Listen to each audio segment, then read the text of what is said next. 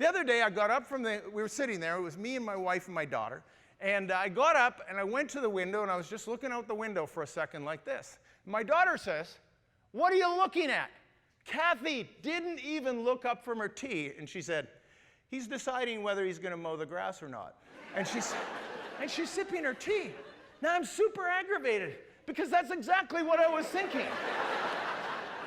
And I turned to her and I said, "How could you possibly know that? How do you know what I'm thinking?" She says, didn't look up again, "I know you." And she's sipping her tea. That's what happens when you've been living together with someone for 35 years. Now, I don't know anything about her. Still.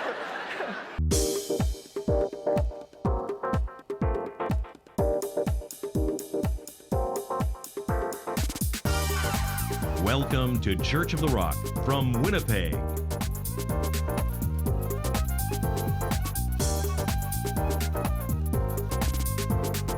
Stay tuned to this week's thought-provoking message from Pastor Mark Hughes.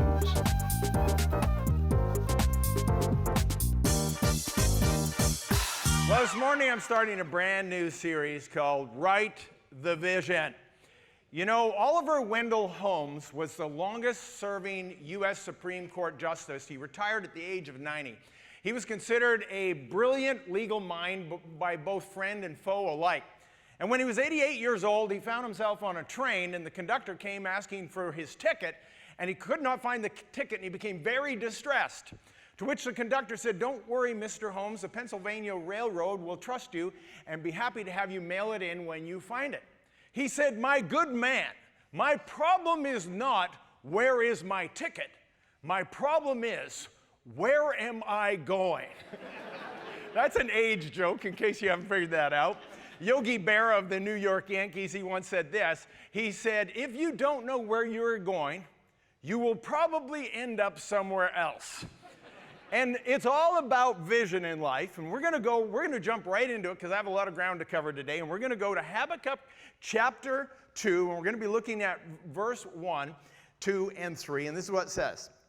"I will stand in my watch and set myself on the rampart to watch to see what he will say to me and what I will answer when I am corrected. Then the Lord answered me and said, write the vision and make it plain on tablets, that he may run who reads it. For the vision is yet for an appointed time, but the end it will speak, and it will not lie. Though it tarries, wait for it, because it surely will come. It will not tarry." Now, you know, sometimes we have motivational thinkers and speakers that think they invented this thing called vision. I got news for you. The idea, the concept of vision and the power of this is God's idea from day one. And he's been using it for hundreds and thousands of years, and there is no better and more powerful verse on vision than this one we just read. And I'm going to go through this. I'm going to chase through it real quick and cover a lot of ground, and so you're going to have to pay real quick attention. But there's 4 things at least that this tells us in this. I'll throw them up on the screen so you can follow with us, and this is what they were. First one is this, to see the vision. The second one is to write it down. The third one is to read and run with it. And the fourth thing is to wait for it. It all begins with seeing the vision, right? I mean, if we're going to go somewhere in life, we need to see the vision. And you can get vision from a variety of places. You can get vision from, you know, your own perspective and your own hopes and your own dreams and whatever. But the best vision you can ever have for your life comes from God. And this is what Habakkuk said. He said, "I will set myself on the rampart to watch and see." Now, remember this, that in those days they had big high walls, and the rampart was a high wall, and the watchman of the city would stand on the high wall, and he would look out into the distance to guard the city. And so Habakkuk says, this is what I'm going to do. I'm going to watch and see from the rampart, from this place, this vantage point. And then he said to this, to see what he will say to me. And so the vision that Habakkuk wanted was the vision that was going to come from God. And then the Lord answers and said, write the vision and make it plain on tablets. So write the vision. Now, here's the thing about a vision. It's great to have a vision, but there's something that empowers a vision when you actually write it down. And when people write down the vision, when they make it plain, when they make it clear, what it does is it somehow and in some way enhances or empowers that. I remember years ago, we had some friends, they were in Amway, and we were over there, and I went to the bathroom, and I lifted up the toilet seat, and on the back of the toilet seat, the inside, it said, if you gotta go, go Diamond. And apparently, that's some sort of reference to an Amway designation I wasn't clear on. I thought the poor guy had kidney stones, right? You gotta go Diamond. Get that thing out, man. And so the second thing you do, thank you for tracking with me. The second thing is, of course, to write the vision down. And the third thing is that he who reads it will run with it. Now, this is deep. Follow with me. If you write down your vision for your life, who's going to read it and run with it? Yeah, that's right. That would be you. And there's something about when we make it plain, when we put it in front of us, when we write it down, every time you see it, you're reminded that this is what you're supposed to do. You're to read it and to run with it. You know, some of the very successful retailers in the world, they have slogans. And what they've done is they've put these slogans out there and they've stuck in your brains, and they put them in front of you, and you see them again and again. Sometimes they can just use a symbol, and you know what the slogan is. I'll give you an example. You can help me with this. What is the most famous retail slogan in the world? Does anyone know? Yeah, you got it. It's Just Do It by Nike. Nike's slogan has been around for almost 30 years. Just do it. You all know that. All you need to do is see that swirl, and you know that. And see, here's the brilliance of it, I think, the genius of their slogan, Just Do It. They don't actually care what you do. Just do it. And what they mean is, we don't care if you play basketball or soccer or volleyball, whether you play golf. We don't care as long as you just do it, and do it in our shoes. When you read it, you run with it, because they sell running shoes, right? You get this, eh? This is a good point. You should be going, ooh, that's good, Pastor Mark. I know you're thinking it. You just didn't want to say it out loud. And so, you know, here's what you might not know about Nike's slogan. You're going to love this. Do you know what it was inspired by? It was inspired by 1977 serial killer Gary Gilmore, who was being executed for murder in Utah. And they said to him, do you have any last words? And he said, let's do it. And they took that, and that was going to be their slogan for Nike, was let's do it, like let's electrocute me. And they said, no, and they tweaked it, and it became Just Do It. They don't care what you do, they just want you to do it. And there's many of you, I'm not going to ask how many of you have Nikes, but I know probably most of you have had a pair at least or two. There's this story of these two guys that are out hiking, and while they're out hiking, out of the woods comes a grizzly bear towards them. The one guy, he calmly kneels down, starts undoing his hiking boots, and pulls out a pair of Nikes from his knapsack, and he's lacing them up. His friend says to him, you fool, you can't outrun a grizzly bear. He says, I don't have to. I just have to outrun you, right? So the first thing is to see the vision. The second thing is to write it down. The third thing is to read it, and then you can and will run with it. And the last and the final thing is this, is you need to wait for it. He said, wait for it. It will come, though it tarries, though it feels like it's taking a long time. See, vision is never for today or even tomorrow. Vision is something for the future. It's what bridges us from where we are to where we are eventually going to go. And I'm a big believer in vision. I think every person, every family, every business, every organization, every church, I think we all need to have vision. Because the scripture says, and you finish it for me, where there is no vision, what? The people perish. No, I don't think that actually means that if you have no vision, you will die. I don't think that that's what that means. It's actually a better translation is, where there is no vision, the people cast off restraint. And you're not going to die if you have no vision. You're just going to live a miserable and a pointless existence, that's all. And so that's why we all need vision. We need to know where we're going and what we're going to do with our life. There was these three bricklayers, and they were building this building, and a passerby was going by, and at the one end of the wall, he said to the bricklayer, he said, what are you doing? And the man says, what does it look like I'm doing? I'm laying bricks. And he walked a little further, and he said to the guy in the middle of the wall, he says, what are you doing? He says, what does it look like I'm doing? I'm building a wall. And then he got to the third man, he said, what are you doing? He says, I am building a cathedral for the glory of God. You see, only one of those men actually had a vision for what he was doing, right? The others were just workaday. They were just, just getting the paycheck, and they were just laying bricks or building a wall. And there's a big difference between just going through life and doing the stuff or doing it for a compelling vision. So Habakkuk says, this is what I'm going to do. I'm going to set myself on the rampart, and I'm going to watch and see what the Lord will say to me. And you know what? Here's the incredible thing that many people have missed.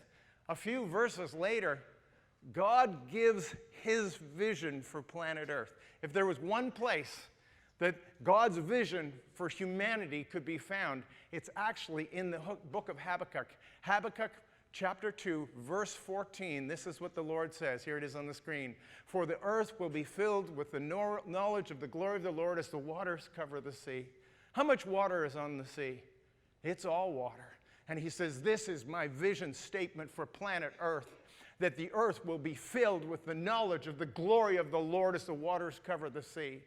And so that's God's plan. That's God's purpose. That is the vision that God has written, that we would read and run with it, that we would wait for it, and it has not come yet, but it will come. And that is the vision that God has for the church. This morning we're launching a brand new vision statement, and this is what it is. Helping people to know God, live free, and find purpose. That's the vision statement. Oh, I'm glad you like it. And we're gonna write this vision, and we're gonna have it up everywhere. In fact, if you've been in our hallways, you've seen it. It's already up, and it's gonna be written on the doors, and it's gonna be all over the place. And we really want people to just remember these 6 words. The 6 words are to know God, to live free, and to find purpose. And the first one, of course, to know God, that's everything. See, without knowing God, nothing we talk about in church actually makes any sense. And in fact, you can't even do it. You can't accomplish anything we talk about. It's not just a bunch of principles. It is something that comes out of a personal relationship with a living God. That's knowing God. The second thing is, we don't want to get people free from something. We don't want to get people free from drugs or alcohol or tobacco. We don't want to get people free. We want people to live free. We want people to live free spiritually and physically and emotionally. We want them to be free of sin and of sickness and of anxiety and stress and worry and depression. We want them to be free from all of the bondages of this world. Do you know, you realize when you look at your world, when you look outside these doors, people live in bondage every day, do they not? They have so many hang-ups and habits and things that cling to them, and they just don't live free. And we want people to live free in every way. We want them to live free financially and live free in their marriages and live free in their relationships, where there is this incredible joy because Jesus said, he who the Son sets free is free indeed. And then the final thing, of course, is to find purpose. And at some point, you have to find the ultimate purpose for your life. And of course, this is my thing. This is my life message. I wrote the book on it, A Greater Purpose, Finding Your Place in God's Great Big Space. And we want people to find why God placed them on earth in the first place. Because out of that, that's when you begin to make a difference, when you start living for a purpose greater than yourself. So that's what we're going to be talking about over the next few weeks. And in my remainder of time today, I want to bring home this first one about knowing God, to know God. And let me begin by making this statement. There's a big difference between knowing about someone and knowing them. Am I right about that? Let me tell you what happens to me all the time. People come, they visit the church, or maybe I run into them on the street and they're viewers on television, and this is what they always say to me. They go, oh, I'm so glad to meet you. And then they say this, you don't know me, but I know you. Now, what they mean is they've watched me on television, and they think they know me. But my question for you is, do they know me or do they know about me? They actually know about me. They don't actually know me. I always tell people, you only like me because you don't know me. And once you get to know me. See, on television, I present really well. I look like a super great guy. In real life, I'm kind of a jerk. And so, you know, there's a big difference between knowing someone and knowing about someone. So viewers, they know about me. My wife, Kathy, she knows me. You know this stuff that happens on Sunday morning? She's not buying any of it. she knows who I am. I can't get away with anything. It actually kind of aggravates me. You know what happened the other day? True story.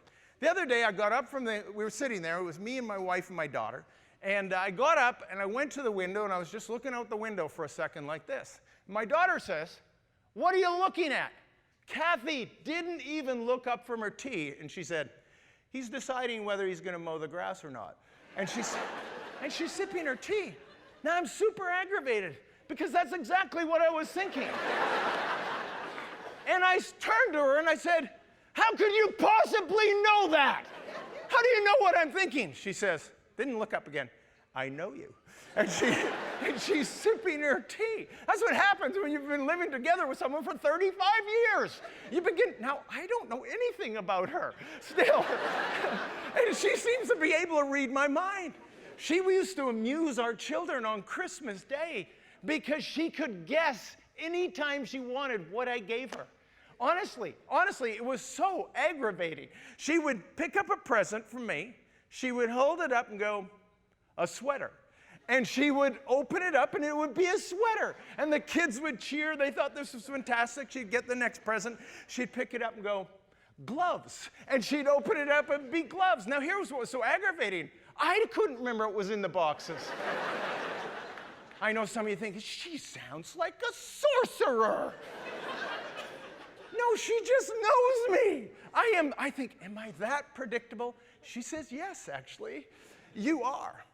And see, when we talk about this idea of knowing God, you see, this is the big difference between Christianity and all the other world religions. I mean, what is the difference between Christianity, what we do? And the big difference, the one singular difference is this, is that in our religion, in Christianity, we can actually know God. He is a personal God. I'm going to tell you, there is no other religion in the world where they know their God. They know about their God, or what they think their God is all about. And you see, here's the thing. God is not some transcendent spiritual force in the universe, right? He is not some collective cosmic consciousness, in this sort of nebulous kind of idea. He's a personal God. And I have traveled and ministered in Buddhist countries, in Hindu countries, and in Muslim countries. And let me tell you something. These people are as devoted to their religion as you are. Actually, many of them more so. Many of them would die for the religion, and many of them, they go to some terrible extremes and strap bombs to themselves. They're ostensibly doing it for their religion, something you and I wouldn't do. But they're doing it because they're so committed. And so if we think that we're going to go in and we're going to convince them to become Christians with some clever arguments, that's probably not going to work. You know what will work in these cultures and in these other religions? I'll tell you one thing that will work, is when they somehow have their eyes open that the God with whom we serve is a living God. And if they can have a personal relationship, if they can know God, that is the game changer. A few years ago, I read this book by Dick Eastman. He founded this ministry called Every Home for Christ. And his book was called Beyond Imagination. He told one incredible story after another. And here was the one story.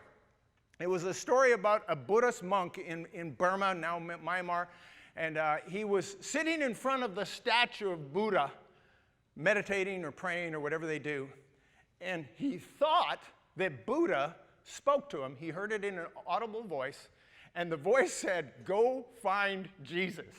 I'm pretty sure that wasn't Buddha, but that's what he thought, okay? And Buddha said to him, "Go find Jesus." So he went to one of the other monks and he said, "The Buddha just told me to go find Jesus." And the other monk said, "Who's Jesus?" He says, "I don't know either, but I got to go find him because Buddha told me to." And so he packed up and he left the monastery and he was walking down the road towards Rangoon. And I was walking down the road. There was a big billboard and the billboard said, "Come see Jesus." It doesn't get any better than that, right? Buddha was right. And I mean, he's in Burma, and in his own language, there's a big billboard that says, "Come see Jesus."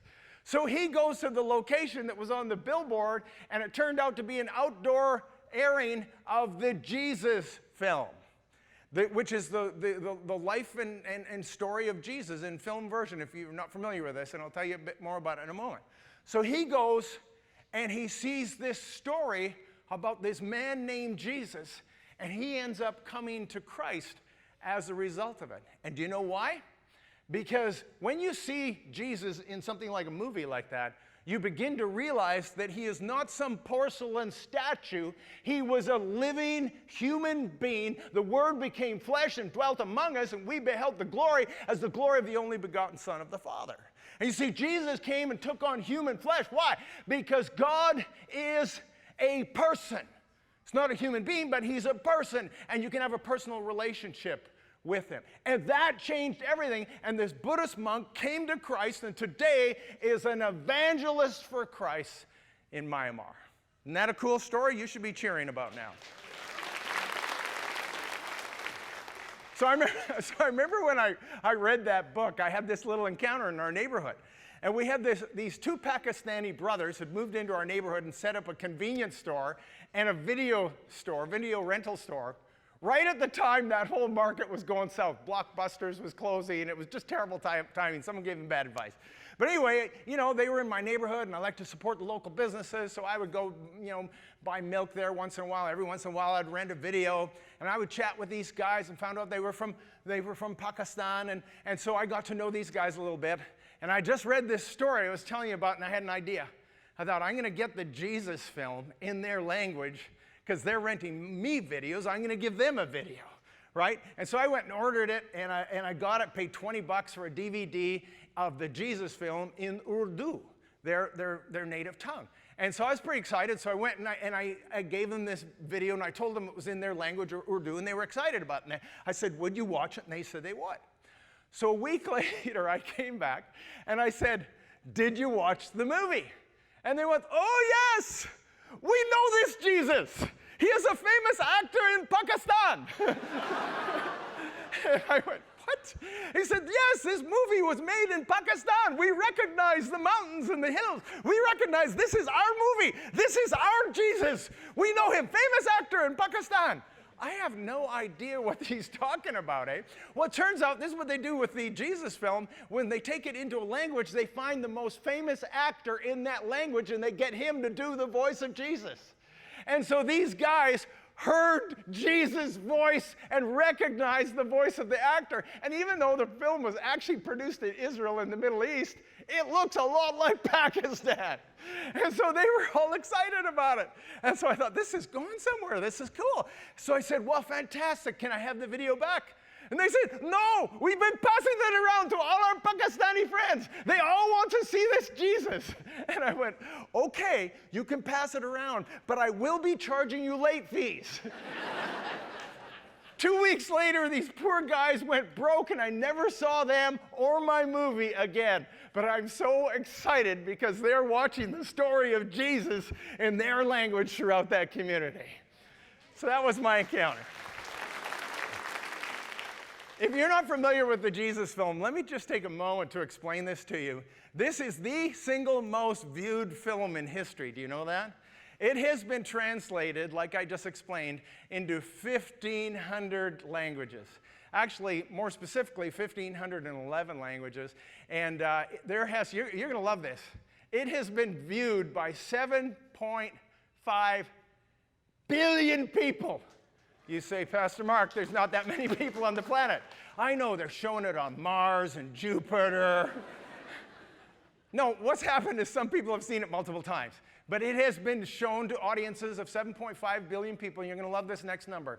They have recorded 490 million decisions for Christ showing this film.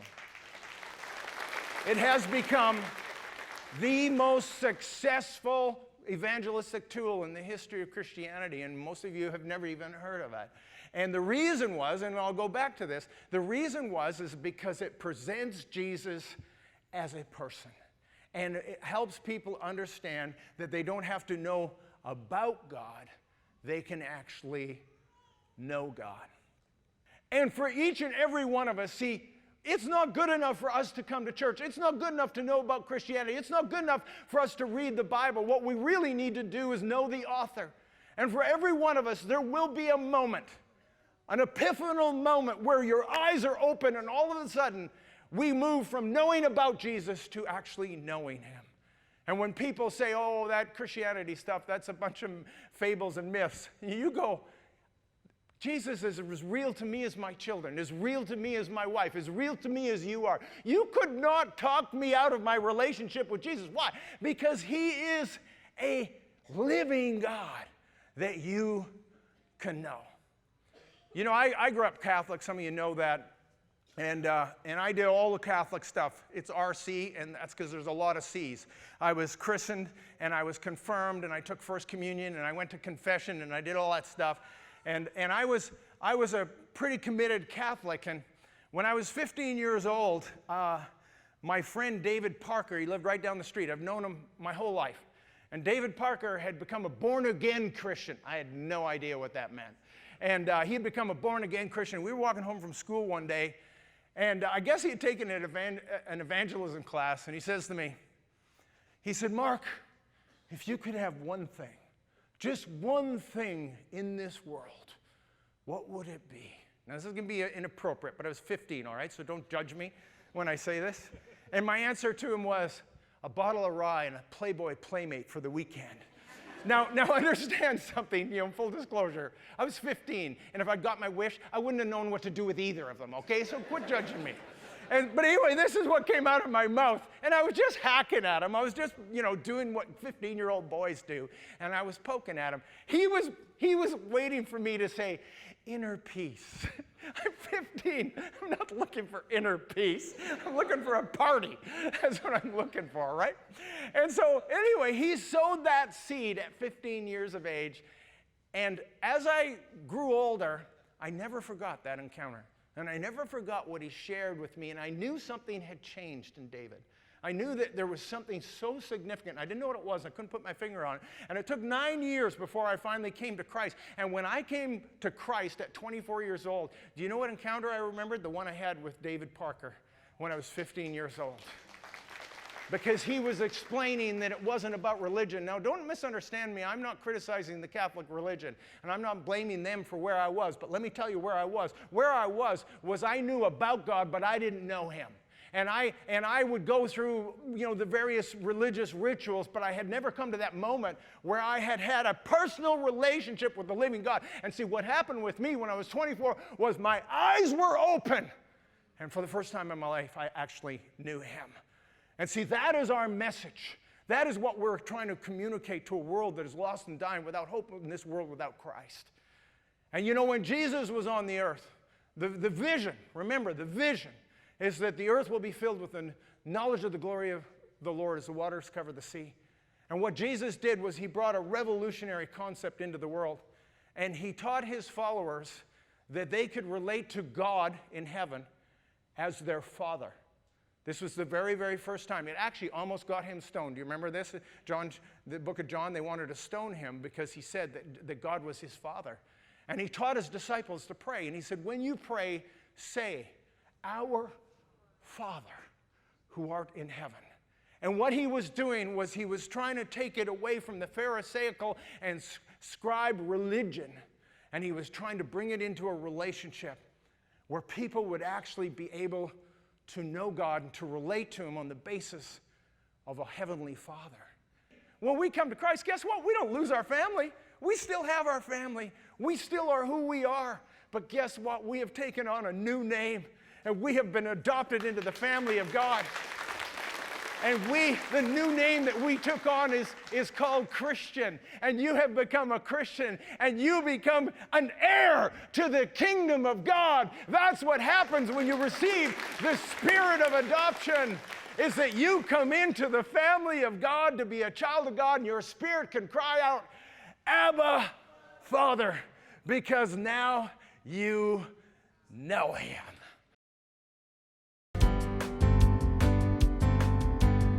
The one question a person should ask is, what on earth am I doing here?